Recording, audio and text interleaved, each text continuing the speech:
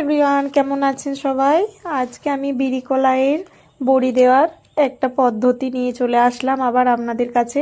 দেখুন, বিড়ি কলাইটা খুব সুন্দর জল দিয়ে ভিজিয়ে রাখছি 5-6 ঘন্টার জন্য। 5-6 ঘন্টা পরে বিড়ি কলাইটার খোসাটা খুব সুন্দর ছেড়ে গিয়েছে।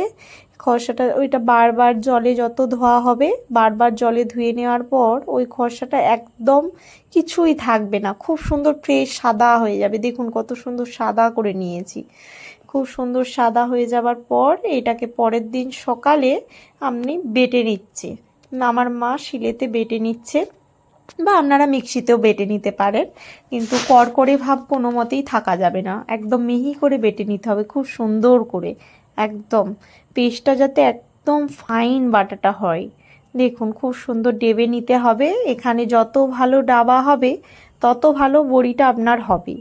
এখানে বড়িটা খুব সুন্দর করে একদম মাখন যেমন হয়ে যায়, সেরকম মাখনের মতো লাগে দেখতে, সেরকম করে নিতে হবে। তো খুব সুন্দর যত আপনি ডাববেন তত বেশি বড়িটা নরমও হবে আর সাদাও হবে। একটা টিনে তেল বুড়িয়ে নিলাম। তেল একটু মেখে নেওয়ার পরে এবারে বড়ি দেওয়া স্টার্ট হবে। তেলটা মেখে নিলে কি বড়িটা ভেঙে যাবে না, খুব সুন্দর বড়িটা উঠে যাবে। দেখুন, একটা পলিথিনের মধ্যে একটু বড়ির ওই পেস্টটা নিয়ে নিচ্ছি। নেওয়ার পর এবার খুব সুন্দরভাবে বড়িগুলো দেয়া হবে। এখানে আমি কলগেট কাটার মুখ নিয়ে নিয়েছি নর্মাল, আমি তো গয়না বড়ি দিচ্ছি না, এমনি বড়ি দিচ্ছি, সেই জন্য আমি কলগেটের মুখ কাটা নিয়েছি। আপনারা কে কী দিয়ে দেন একটু কমেন্টে জানাবেন।